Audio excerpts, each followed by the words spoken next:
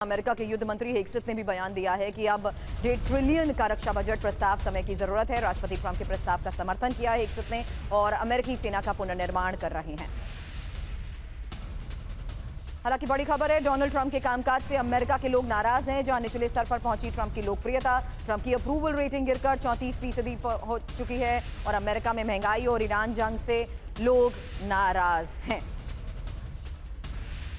तो ईरान युद्ध में फंसे ट्रंप अमेरिका को क्यों नापसंद? क्योंकि लोकप्रियता में 34% कमी आ चुकी है और ईरान युद्ध का समर्थन भी 34% लोग कर रहे हैं। युद्ध के खिलाफ 50% लोग हैं। महंगाई से नाराजगी है लोगों की, 22% ऐसे लोग हैं जिनकी नाराजगी है। 40% ऐसे लोग हैं जो कि गैस की कीमतों से भी नाराज नजर आए। बड़ी बात यह है कि ईरान जंग से ट्रंप की छवि को नुकसान पहुंचा है। टैरिफ, इमिग्रेशन, रोजगार जैसे मुद्दों पर झटका और यही वजह है कि मनीष, डिफेंस एक्सपर्ट्स ये मानते हैं कि डोनाल्ड ट्रंप इस सिचुएशन में नहीं है कि वो एक और फेज ऑफ ऑपरेशन को अफोर्ड भी कर सके। ये ऐसे हालात हैं जहां उन्हीं चैलेंजेस को देखते हुए ही डोनाल्ड ट्रंप सिर्फ टाइम बाय करने की कोशिश कर रहे हैं और इस प्रेशर टैक्टिक्स को अपनाते हुए ईरान को मजबूर करना चाहते हैं डील के लिए। देखिए, ट्रंप की पॉपुलैरिटी घटे बढ़े, लेकिन अमेरिका का सिस्टम बहुत अलग है। अमेरिकी जनता अपनी राष्ट्रपति को चुनती है और उसके बाद अमेरिका का जो भी राष्ट्रपति होता है वो अमेरिका के मिलिट्री इंडस्ट्रियल कॉम्प्लेक्स के हिसाब से ही आगे बढ़ता है। और ऐसा नहीं है कि ट्रंप ने अकेला ये युद्ध शुरू किया है। आप सोचिए कि बाइडेन के समय में हमने रूस यूक्रेन युद्ध देखा, हमने ओबामा के समय में देखा कि उन्होंने सीरिया में किस तरह की बमबारी की थी। तो मुझे नहीं याद है कि अमेरिका का कोई ऐसा प्रेसिडेंट था जिसने जंग नहीं की थी। इसलिए अगर अमेरिका की जनता को लगता है कि ट्रंप ने आकर कोई युद्ध शुरू किया, तो मुझे लगता है कि उनको थोड़ा फैक्ट चेक कर लेना चाहिए। जो दूसरी बात है कि देखिए, ट्रंप तैयार है युद्ध के लिए। ट्रंप को अपने समर्थकों को समझाना था। पिछली बार अचानक लड़ाई हो गई थी तो वो अपने समर्थकों को कम्युनिकेट नहीं कर पाए थे। इस बार उनके पास पर्याप्त मौका मिला और वो जो टर्मिनेटर बने घूम रहे हैं राइफल लिए, ये सब वो अपने मागा समर्थकों को खुश कर रहे हैं कि देखो हमारे अंदर ये ताकत है और अब की बार हम ईरान को धूल चटाकर रखेंगे। ये वो अपनी जनता को समझाना चाहते हैं और ये भी समझाना चाहते हैं कि किस तरीके से स्ट्रेट ऑफ हार्मुज में की गई नाकेबंदी सफल रही, क्योंकि हॉर्मुज नाकेबंदी से ईरान पर संकट को लेकर खबर है। ऑयल स्टोरेज की क्षमता कम हो रही है। 12 दिन ही तेल भंडार कर सकता है ईरान और ईरान के तेल के कुएं बंद हो सकते हैं। नाकेबंदी से ईरानी तेल निर्यात 70% कम हुआ है और ब्लूमबर्ग की इस रिपोर्ट में इसको लेकर क्या दावा किया गया, सुनिए। जहां हॉर्मुज की नाकेबंदी ईरान की मुश्किलें बढ़ी, क्योंकि 16 दिन से ईरान 12 दिन और नाकेबंदी रही। देखिए, 16 दिन से ईरान की नाकेबंदी जारी है, 12 दिन और नाकेबंदी रही तो तेल के कुएं बंद करने होंगे। ये एक बड़ा फैक्ट आपके सामने, जहां रिपोर्ट में दावा किया जा रहा है कि 70% तेल निर्यात कम हो गया है। ईरान के सारे ऑयल टैंकर फुल हो गए। और एक और सबसे बड़ा फैक्टर, जहां तेल कुएं बंद हुए तो दोबारा शुरू करने में कई महीने लग सकते हैं। तेल उत्पादन प्रभावित होने से ईरान पर दबाव भी बढ़ेगा।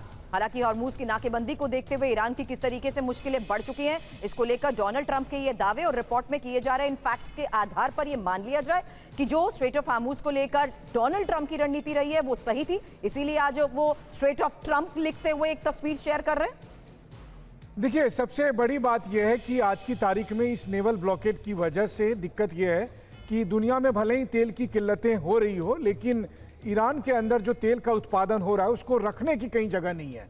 और चूंकि ईरान चोरी छुपे ही सही लेकिन चीन को निर्यात कर लेता था, और आज की तारीख में अलग अलग एक्सपर्ट्स के अलग अलग अनुमान है। कोई कहता है कि ईरान 3 दिन से ज़्यादा स्टोरेज नहीं कर सकता, कोई कह रहा है कि 2 हफ्ते तक स्टोरेज कर सकता है, कालीबाब साहब कह रहे हैं कि हम 30 दिन तक ये स्टोरेज कर सकते हैं। लेकिन होता यह है कि एक बार अगर स्टोरेज करने की कैपेसिटी आपकी ख़त्म हो गई तो फिर आपको तेल के कुएं बंद करने पड़ेंगे। और जब आप तेल के कुएं बंद कर लेते हैं तो उसके बाद जब आप उसको शुरू करने की कोशिश करते हैं तो वो फिर शुरू नहीं होता, मतलब उसकी प्रोडक्शन कैपेसिटी 25% भी वापस नहीं आती है।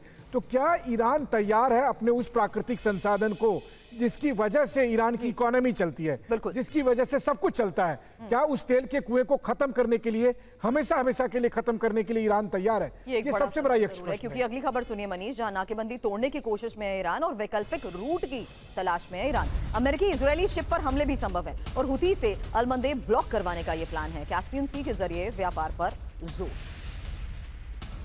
तो नाकेबंदी के खिलाफ ईरान की एक और जंगी तैयारी, जहां प्लान ऑफ एक्शन क्या है, क्योंकि नाकेबंदी को तोड़ने के प्लान पर काम हो रहा है। यूएस व्यापारिक शिप पर हमले भी संभव हैं और अमेरिकी शिप जब्त करने का भी प्लान है। हालांकि इजरायली शिप जब्त करने का प्लान और हुती से अल-मंदेब को ब्लॉक करवाना चाहता है। कैस्पियन सी के जरिए व्यापार पर जोर दिया जा रहा है। आईआरजीसी किस लिहाज से एक्टिव है? जहां अमेरिका के साथ जंग की तैयारी में तो आईआरजीसी जुटी है, दोबारा मिलिट्री मजबूत ईरान कर रहा है। तबाह बेस को भी एक्टिव किया जा रहा है। 40% ड्रोन, 60% मिसाइल रिकवर हुए हैं। तबाह मोबाइल लॉन्चर्स भी फिर एक्टिव हो चुके हैं। अब मनीष, इस ऑल्टरनेटिव रूट को देखते हुए ये तो पहले से ही तय माना जा रहा था कि किस तरीके से अपने प्रॉक्सीज को एग्रीवेट करते हुए वो कोशिश यही करेगा कि सीधे तौर पर इजरायल के शिप्स को वो टारगेट कर सके।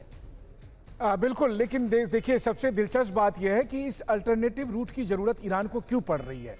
इसलिए ना क्योंकि हॉर्मुज स्ट्रीट पर आज की तारीख में ईरान चाहकर भी अपने जहाज को कहीं भेज नहीं सकता, कहीं से जहाज मंगा नहीं सकता। और अब आप देखिए कि जो जंग शुरू होने से पहले ईरान ने कहा था कि हम तय करेंगे कि यहाँ से कौन से जहाज गुजरेगा। आज स्थिति यह है कि उसके खुद के जहाज नहीं आ पा रहे हैं और ईरान को भी बहुत सारा जरूरी का सामान, उसमें खाने पीने के सामान हैं, कपड़े हैं, दवाइयाँ हैं, तमाम जो चीज़ें हैं उसको लाने के लिए उससे कास्पियन सी से ये सामान मंगवाने पड़ रहे हैं। आने वाले समय में अमेरिका उसको भी ब्लॉकेट कर सकता है। बल्कि जो ट्रंप के फैसले आने वाले हैं उसमें कहा जा रहा है 2 महत्वपूर्ण फैसले हो सकते हैं, कास्पियन सी रूट को भी ब्लॉक करना और दूसरा पूरे ईरान में नो फ्लाई जोन घोषित करना।